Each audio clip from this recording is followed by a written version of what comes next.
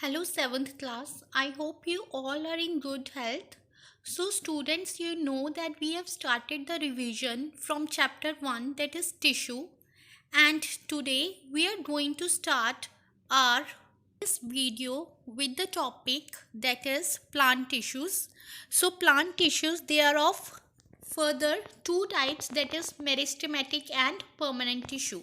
We will study them in detail one by one, and we will also study some of the animal tissues as well. So let us start with plant tissues. Plant tissue, it is divided into two types, meristematic tissue and permanent tissue. In the meristematic tissue, the cells are continuously dividing and there is very less intercellular space. Intercellular space is the space between the two cells in the tissue, that is known as intercellular space. In meristematic tissue, the cells, they are having no intercellular space and there is absence of vacuoles, and these are very active cells. Why these are active cells? Since they are involved in the cell division. So that is why these cells are actively dividing, and therefore the nucleus is very prominent. Prominent nucleus means whenever we will observe this tissue under microscope, we will clearly saw this nucleus, right? These are some of the features of the meristematic tissue, and it is present at the growing regions of plant, that is at the root and shoot. It is further divided into three types, that is apical meristem, lateral meristem and intercalary meristem. So just say this is a plant, right?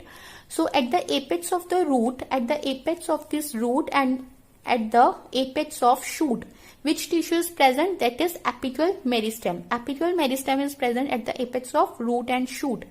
Then lateral meristem. Lateral meristem tissue, it is responsible for the increase in diameter of the plant. Then intercalary meristem. Intercalary meristem, it is present at the base of leaves and internodes.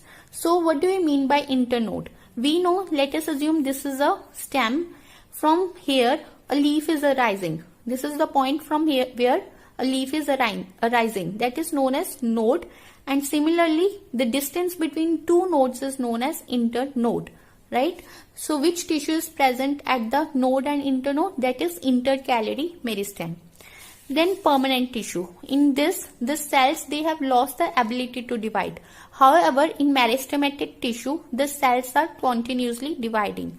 But in permanent tissue, the cells, they have lost the ability to divide and now they have their own role. There is a process, that is differentiation. Differentiation means the cells now, they have taken a permanent shape. They have now their own size, permanent size, and their permanent role. So that is why these are known as permanent tissues. And there is large central vacuole.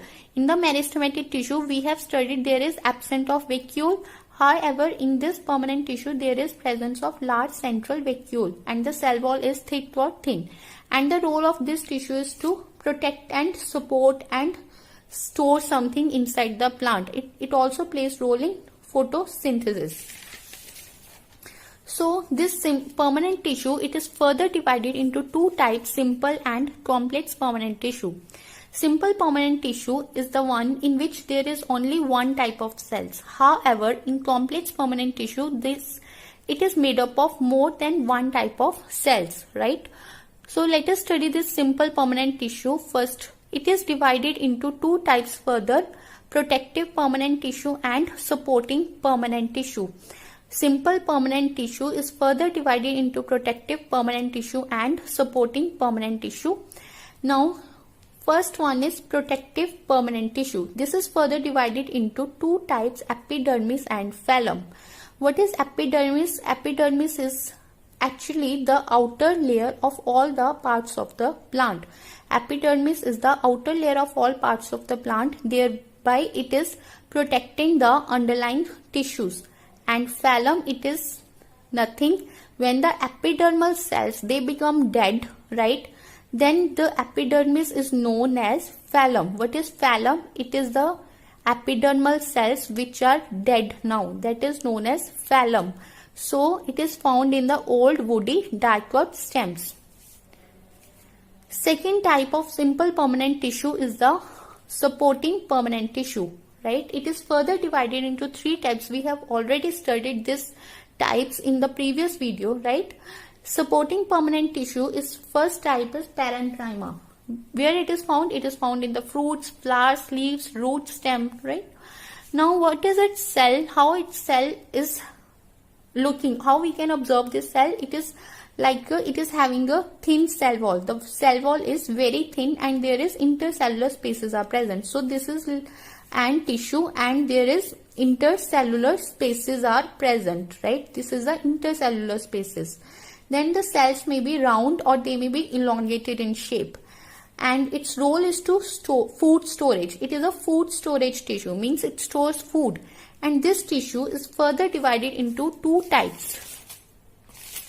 That is, parenchyma is further divided into two types, chlorenchyma and arenchyma. It is divided into two types, chlorenchyma and arenchyma. When parenchyma, it is storing chlorophyll, then this same parenchyma will be termed as chlorenchyma, right?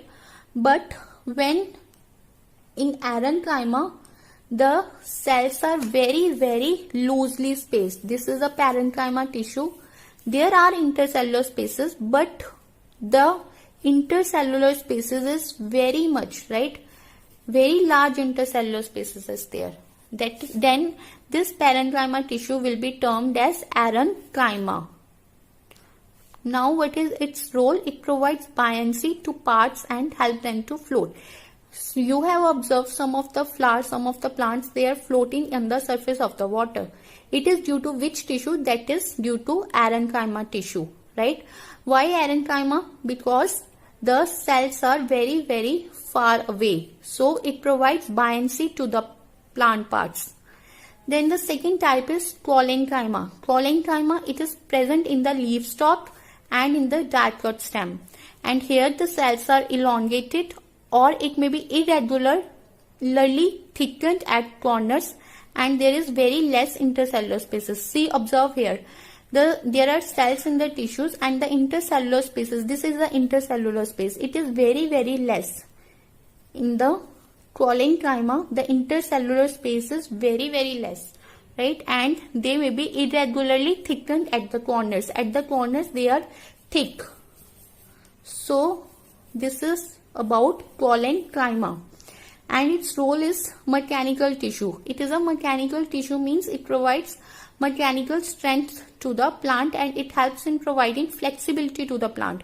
You have observed that there are some plants that bends, right? Such as tendrils are there and climbers are there. The plants are bending. That is due to which tissue? Chlorenchyma tissue. Then is the sclerenchyma. What is sclerenchyma? In this, it is present in stems around vascular bundles, in veins of leaves and hard coverings of seeds and nuts. You have observed walnuts. In the covering of walnut, which tissue is there? That is sclerenchyma, right?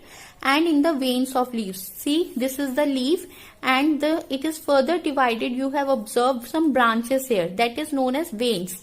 In the veins, which tissue is present? That is sclerenchyma. And in the stems around vascular bundles. What are vascular bundles? Xylem and phloem. Here the cells are long and narrow or they are thickened by lignin. Means their cell wall is made up of lignin.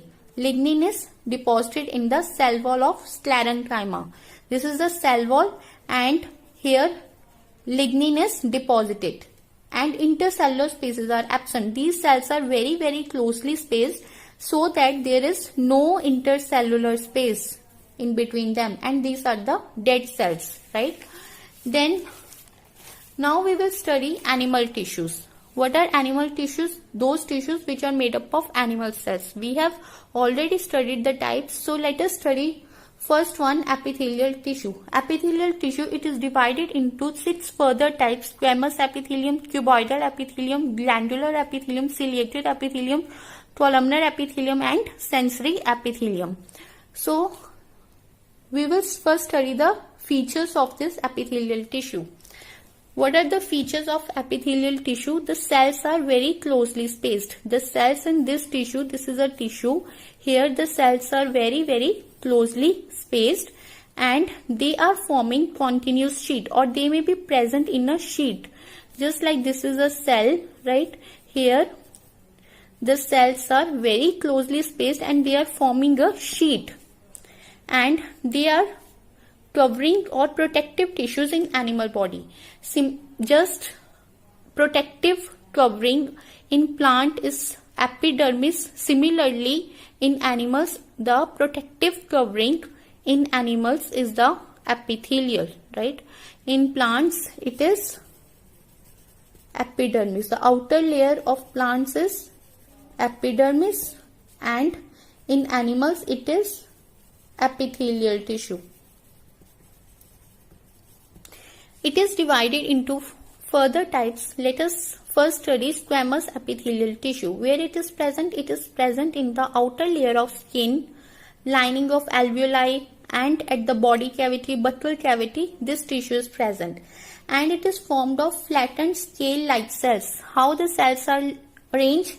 Like a flat scale-like cell. This is the cells. We have studied right now that there is no intercellular space, and see here, there is no intercellular space, and the cells are like a scale like, and they are flat cells are there, and the role of this is to protect the underlying tissue.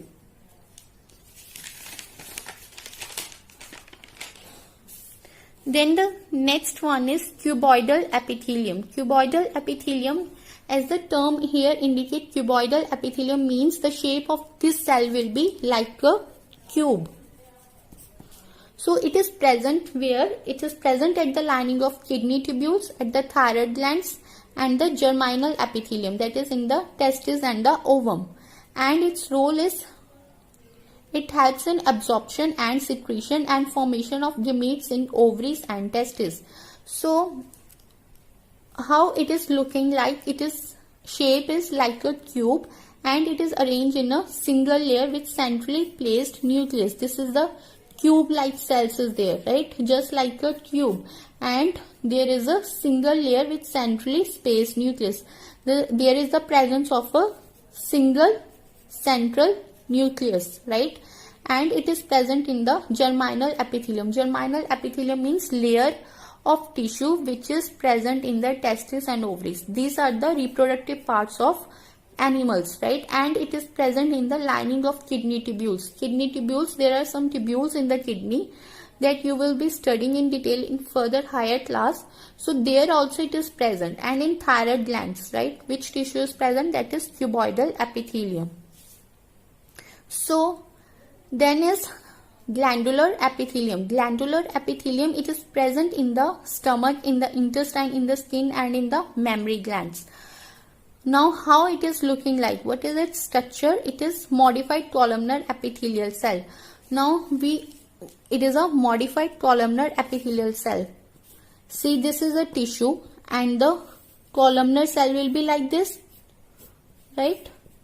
So in glandular epithelium, this is a modified columnar. What is the modification here? Here is the presence of a gland, right? This is the gland, and these are the columnar cells. And its role is, it secretes digestive juices, oil, tears, and milk in females. Then the fourth one is the ciliated epithelium. Ciliated epithelium, it is present in the nasal passage, in the trachea, and it is formed of modified columnar cells with cilia. Similarly, this is a columnar cell epithelial tissue, and there is presence of cilia. Cilia are the very fine thread-like structures which are present over the cells, right? So cilia make substances to move in and out. This is, you may observe here how the tissue will be. It is formed of columnar, modified columnar epithelium with cilia. This is a columnar epithelium. The cells in this tissue are like a columnar in shape, and there is cilia present on the surface of this cell. This cilia helps in substances to move in the cavity, right? Since it is present in the lining of nasal passages, trachea, right? Then there is columnar epithelium. Columnar epithelium, it is present in the lining of pharynx, stomach, intestine, sweat and sebaceous gland, and it is formed of cylindrical cells with nucleus near the base. Cylindrical cell, just like a cylinder, and the nucleus is near the base, right? And it's help in the absorption and secretion.